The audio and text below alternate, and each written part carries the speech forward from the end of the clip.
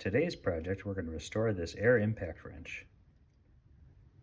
What we have here today is a 3/8 inch drive Blue Point air impact wrench, and this was given to me by a friend of mine. He got it from a friend of his whose father passed away, who was a mechanic. So let's see if we can get this thing working. So the spindle does not turn very easily. The adjustment knob doesn't turn very easily. I did put a new fitting on it to test it, and it's not working real well. So let's see if we can get this thing restored. So the first thing we're going to do is oil the tool, and for that you need to get some air tool oil. And if you can identify the manufacturer, look online, see what they recommend for oiling it. For this particular wrench, they recommend adding about 10 to 15 drops of oil directly on the inlet. I'm also going to air the trigger and the spindle itself to get as much lubrication in it as possible. Although I am going to over oil this the first time I use it, it's going to spray a bunch of oil everywhere. But knowing that I'm going to be getting as much oil down there as possible, we're going to go ahead and do that. So let's remove this protective collar. It just pops right off. And we're going to go ahead and add a couple of drops of oil right on the spindle. And then again, 10 to 15 drops. 2, 3, 4, 5, 6, 7, 8, 9, 10, 11, 12, 13, 14, 15. I'm going to go ahead and oil this trigger. This is, just a switch, but it's a cavity where stuff can get in there. So we're going to go ahead and oil it. And we're just going to let that sit for about 10 minutes. Okay, it's been about 10 minutes. I did stand the tool up on its end because we did oil it through this port, so we want as much oil to get down in here. And already I can spin this.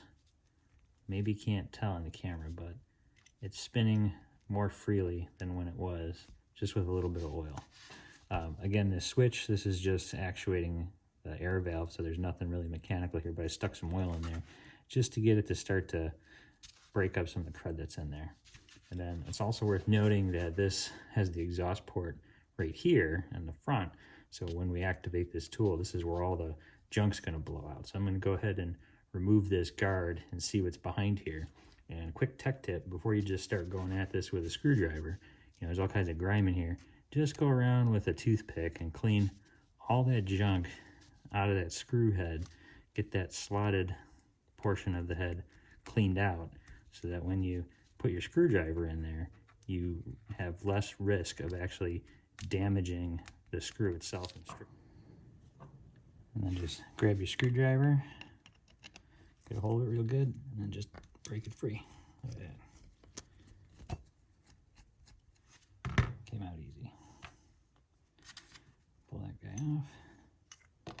There you go. There's your exhaust ports. All right, let's keep cleaning it.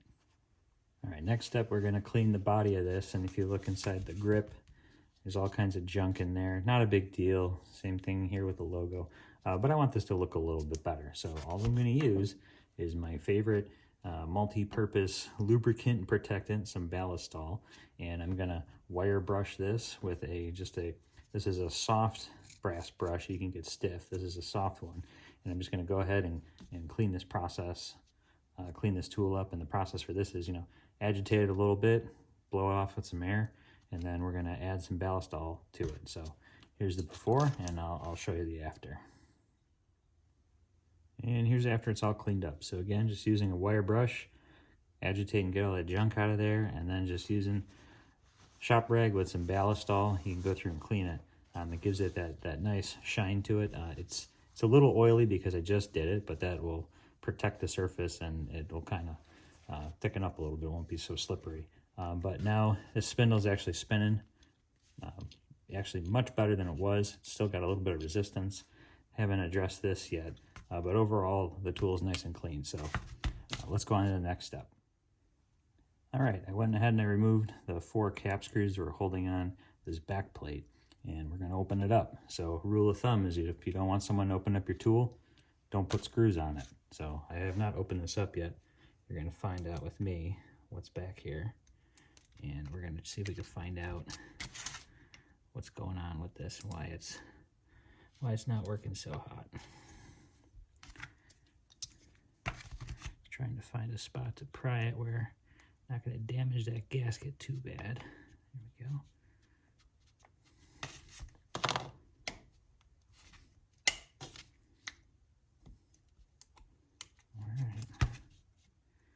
opening a sarcophagus. I don't know how old this tool is, but a couple decades old. I don't think this has ever been opened. Okay. Again, just take your time. Try not to rip that gasket as much as I can. Right. Here we go. Oh boy, look at that. So there's the channels for the exhaust port, and there's that bearing. That's what's not spinning. See how the inside shaft spins? Get a better look there. Inside shaft spins, but the outside shaft does not. So those bearings need to be re-lubricated. So let's keep going. Okay, I wanted to make sure I got the gasket off in one piece, so I just took a flat putty knife to get that off pretty easily. Now we're looking at the brain of the impact here. So this bearing, it's a roller bearing, and I can see there's all kinds of junk in this bearing. So if I remove this bearing plate, that's your impact right there. That's the guts. So that dried film on there. So if we clean this up, re-grease the bearing, this thing's gonna spin no problem. Look at that spin now. You can see those little flaps. When those fall down, that's what picks up the air, and that's what drives the impact. So those are moving real nice. I don't have to do anything with that. It looks like the issue with this really was this bearing, and there's another one on the front side here that needs to be re-greased. So we'll re-grease those, and this tool should be back up and running.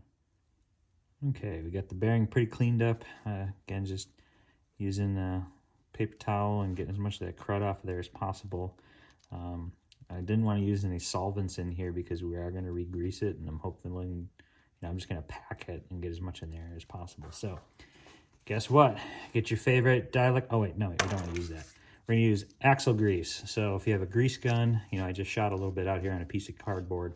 We're going to use the same bearing grease, axle grease. It's a heavyweight grease. We're going to go ahead and just use this, and just taking a toothpick, going to kind of shoot it down in here as best we can, and just work it in to pack this bearing as much as we can.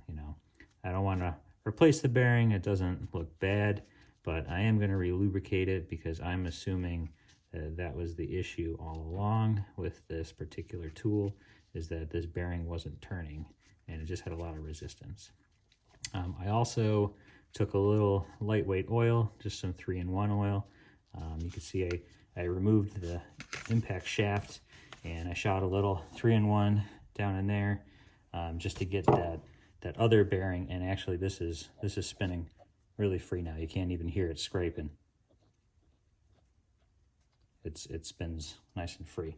So now that I got the bearing out, again, just working the grease in here as much as possible and trying to push it inside the little, can't tell if this is a thrust bearing. It's got little needle bearings. They're not actual ball bearings.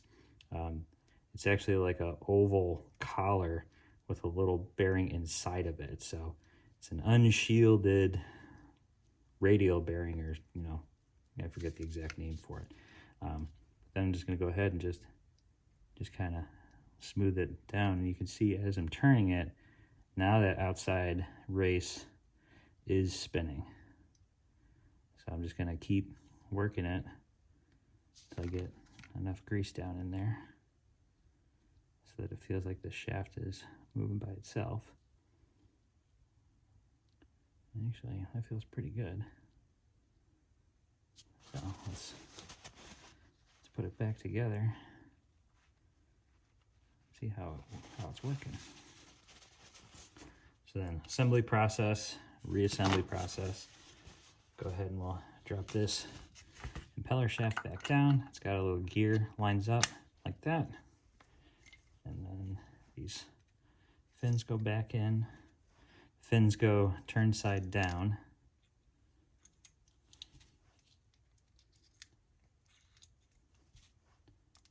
I should say the curved side is towards the center of it.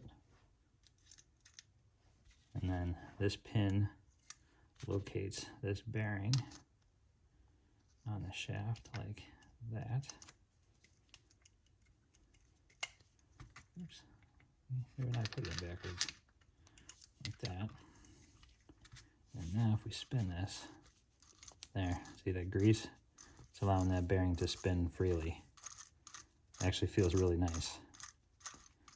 So let's get this thing assembled back together, put some air pressure up to it, and see how well it works. Okay, tools all back together. Got my air on. Let's hook it up. And I'm gonna cover, remember this exhaust port, there's a lot of oil in here, so I'm just gonna cover that. And we're gonna try both directions. Let's go reverse first, see how it works. And then forward. That actually works really nice. So this impact is now working. The last thing we need to do is see if we can fix this adjustment knob. Okay, for this adjustment knob, it's a little bit of a crude approach. All we're gonna do is take this paper towel, wrap it on the outside of the knob, take a pair of channel locks, and we're gonna see if we can wiggle this enough to the point where it's actually gonna break free. Oh, I don't think so.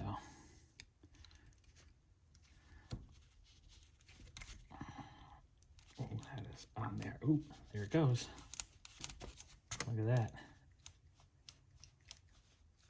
That's free now. There we go. So now what I'm gonna do, even with my paper towel, I marred it a little bit, but not too bad. I'm gonna get a little bit of marble mystery oil down there. And we'll go back to our channel locks. And if you can hear that, that's not the squeak, the clicking. That's the spring inside for the adjustment knob. So that previously was not even moving. So again, just a little bit of oil. And I don't know if you can see that. There's some brown junk coming out of there. So I'm gonna keep oiling this for a little bit and I'll give you the final product.